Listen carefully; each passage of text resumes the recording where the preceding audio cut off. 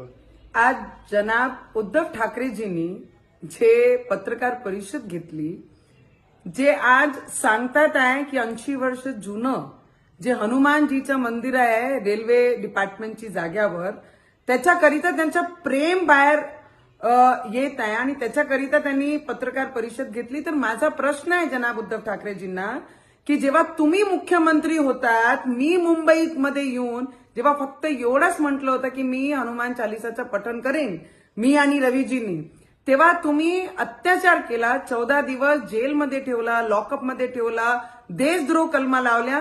तेव्हा हनुमानजी आणि हनुमान चालिसा का आठवली नाही आणि हिंदुत्व का आठवलं नाही? आज विधानसभाचं असं उत्तर या महाराष्ट्राची जनताने आपल्याला दिलं, तेव्हा आमचा झेंडा आणि आमचं हिंदुत्व, अरे आपली लायकी नाही आहे आमच्या देशाचे प्रधानमंत्रीजी बद्दल बोलायची आणि